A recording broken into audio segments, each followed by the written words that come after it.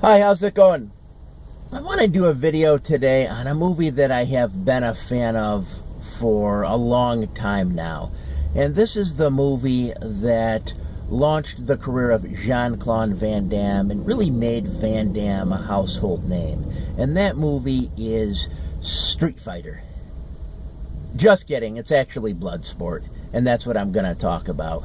Now, Bloodsport is a movie that came out in 1988. It's based on true events in the life of Frank Dux. Now, as I mentioned in my last video, I talked a bit about Frank Dux. Some people believe that Frank Dux is legit. Some people believe that he's not legit and that he's a fraud. Now, I've seen a couple videos of Frank Dux, and I know I did mention this in the last video. And to me, he really came off like a nice, genuine guy.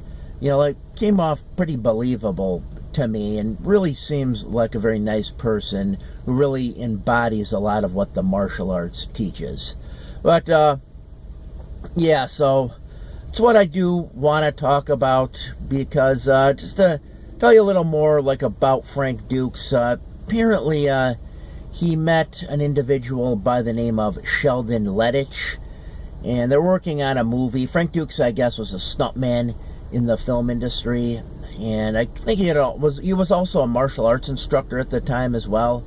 But he met this Sheldon Lettich, and they were talking, and Frank Dux told them about this kumite that he was a part of back in the 1970s, back in 75.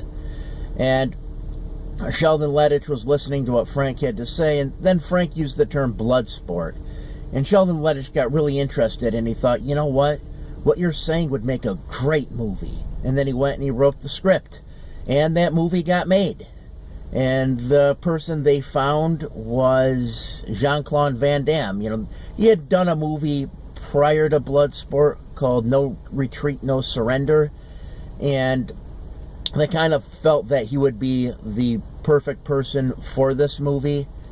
And they filmed the movie, you know, with him in it, and Van Damme and Frank Dux choreographed the fight scenes, and they really did a great job. My understanding is initially the fight scenes didn't look that good, so they did a lot of editing, and they really fixed them a lot, and they really fixed them up and made them look very, I would say, original for a martial arts film. You didn't really see a martial arts film with these types of fight scenes before Bloodsport came out. I mean, they, you know, when someone like throws a punch or a kick in the film, they kind of show the punch or the kick from like all different angles to kind of indicate that a lot of power and force has been used. And I thought that was unique when I saw it, and I still do. I don't think there was anything before that that really had that kind of fight scene. But yeah, just to tell you a little bit more about Frank Dux. Now, Frank Dux, as I said, he had entered this kumite, you know, this tournament back in 1975. Now, he actually said that it took place in Nassau, Bahamas. However, in the movie Bloodsport, it takes place in Hong Kong.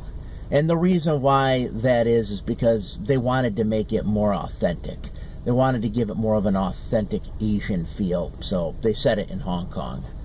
But Frank Dux said that people would enter this kumite for two reasons. One was to honor the instructor, and the second reason was to learn, because this was before information was very plentiful, and if you wanted to learn something, you know, there was no internet, you couldn't go on the internet or anything. So the way that you would learn is you'd have to go to the event and see what was happening and learn from that. And that's what people would do, because they would see different moves and techniques in this kumite that they had never seen before. So, you know, Frank Dux has definitely talked all about that.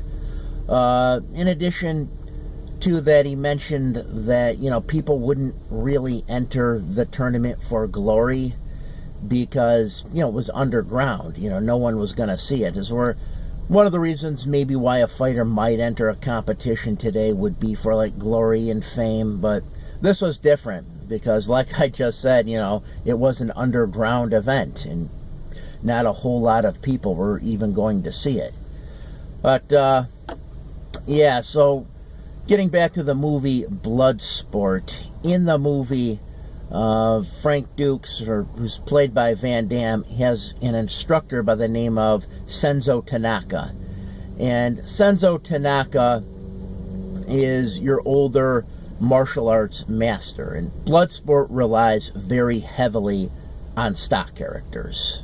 It really does. You see a lot of different stock characters in this movie, as you would see in a lot of movies in the 1980s. A lot of these characters, like, for example, like I just said, Senzo Tanaka is the older martial arts instructor, master. You also have character in this by the name of Ray Jackson. And Frank Dux actually said Ray Jackson was actually two people put into one person. And pretty much Ray Jackson in this movie is the stock character of the biker brawler. And he's played in this movie by Donald Gibb. Donald Gibb, as people might know, played Ogre in the movie Revenge of the Nerds. He's also in some other movies. And I think he got out of the film business, as far as I know. And I actually think he owns, or is part owner of, a steakhouse in Chicago now. But Donald Gibb is great in this movie and really plays kind of a great character. Now, in addition to him, you also have, the stock character of the love interest who doesn't understand what the protagonist or what the hero is doing. And that's certainly what you have in this movie, right?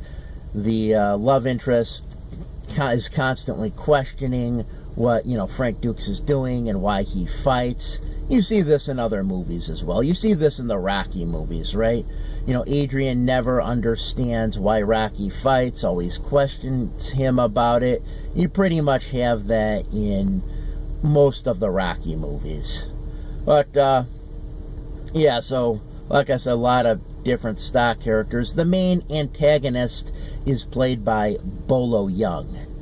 And Bolo Young has actually had a long career. He was in Enter the Dragon, which is about 15 years before this movie. But also in the early 70s and throughout the 70s, he did some Shaw Brothers movies as well. And Bolo Young was kind of always played that kind of like bad guy. In fact, I think I've only seen one movie where he played a good guy. He's usually a bad guy. Because, and you especially have this in the Shaw Brothers movies, he always played that like bigger, muscular guy.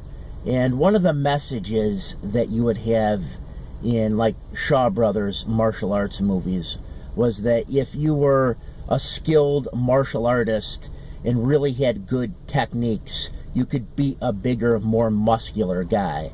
And Bolo Young usually played that bigger, more muscular guy. And, that's what he plays here, too, in Bloodsport. He's that, bigger, muscular guy who Frank Dux, fights at the end and ends up beating. Now, Frank Dux has said, in reality, that Chung-Li character really did exist, but he said he beat him in a different way. He said that he utilized grappling. He was able to wrestle him to the ground and then submit him on the ground with his jiu-jitsu. Because Frank Dux has said that there were two things that allowed him to win the Kumite. Number one was the fact that he weight trained, and a lot of martial arts in those days would not weight train because there was a belief that that would be the kind of thing that would make you slower and inhibit speed. So a lot of them would not weight train. But Frank Dux had seen Bruce Lee weight train and, decided that he would want to implement that. Now, the other thing that he said allowed him to win the Kumite was the fact that he was cross-trained. He had learned multiple martial arts. And in those days, back in the 70s, a lot of people would not do more than one martial art. There wasn't a lot of cross-training in other arts because there was kind of a belief in the purity of the art that you did, and therefore you wouldn't want to do another martial art. You would want to do the one that you studied. And Frank Dux has said that because of that, he was more well-rounded than these other martial arts and martial artists, and that helped him win the Kumite. So, yeah, just some very interesting stuff about all this. I mean, like I said, it is a good movie. You see a lot of different fighting styles in this movie. I would consider it, in a lot of ways, to be kind of the quintessential martial arts tournament film. I think it's the best martial arts tournament film there is. Although you do have Enter the Dragon, which is also a tournament film, and that's a great film, but that film was a lot different. It's just kind of a different movie. Enter the Dragon reminds me more of like a martial arts version of a Bond film. And this is just a much different film. This film has a much more 80s kind of vibe to it. It really does. Really has this very 80s feel, even though it depicts an event that took place in the 70s. But, yeah, so, other than that, it's a great movie. I should also mention that you do have Forrest Whitaker in the movie. He plays kind of like this intelligence agent who's after Frank Dux with another guy, and they're chasing him around Hong Kong, trying to get him, trying to bring him back, because supposedly, in reality, Frank Dux was in the military at the time. In fact, when the real Kumite happened, Frank Dux was only 19 years old. And here in, Bloodsport, the movie, Van Damme is 28. So there was a bit of an age difference between the two. But, yeah, so, other than that, yeah, really a great movie. Another thing I do have to mention before I end this video is I do have to mention the music in this film, because the music in this film is very distinct. There's two kinds of music in this movie. There's the synth music that you have that was done by an individual, I believe his last name was Herzog, and he did all the kind of emotional, inspirational sounding music that you hear, that you usually hear in the movie when Frank Dux is performing a martial arts feat. Like breaking a brick, or, grabbing a goldfish out of a pond. That's usually when you hear that music. The other kind of music in this movie is more of this like 80s kind of rock, and that was apparently done by an individual by the name of Stan Bush.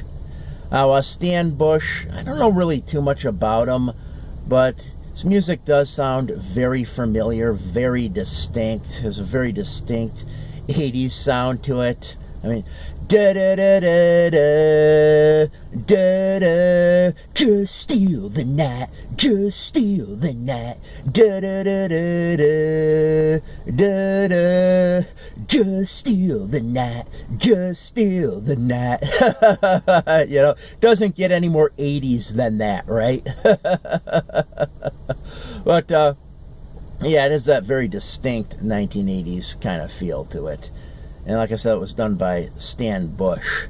And you hear some of that music throughout the movie.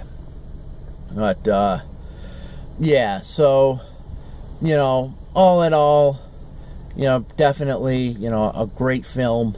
And just another thing to say about Frank Dux. There's scenes throughout this where he's performing, like, different kinds of martial arts feats. One of them is the Dimmak brick-breaking technique, and he shows this in the movie where he'll hit a brick and he'll break the brick underneath it, leaving the top brick unscathed.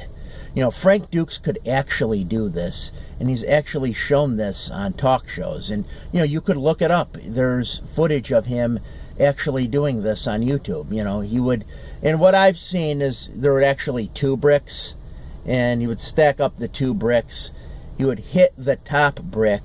Top brick wouldn't break, but the bottom brick would break. And yeah, like I said, he could actually do that.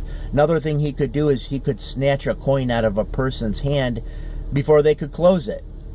You know, that was something he could do, and that was actually something Bruce Lee could do as well. And, you know, this scenes where you see him, like, snatching goldfish out of ponds, he could do that. So, yeah, there are different kinds of martial arts feats that he could do. And he actually put out a book where he talks about some of that, and he also talks about how he worked for, not the CIA, it might have been, he was working along with them, because as he was fighting in these, you know, underground fighting competitions, he was coming into contact with certain, you know, underworld figures. And I guess the CIA had contacted him because they wanted some information on different people, because there were, like I said, underworld figures that would attend these events. Different people that, you know, were possibly smugglers or doing different things. So they contacted Frank Dux, and supposedly he, you know, had helped them out and worked alongside them. So that's another thing I definitely wanted to mention about Frank Dux as well. But yeah, you know, again, Bloodsport, if you haven't seen it, it's a great movie. It is my favorite Van Damme movie by far. I mean, it definitely is. It's really an excellent film. And if you've watched this video, I just want to say that I thank you for watching. Have a good day. Oh yeah, and one other thing. Okay, USA!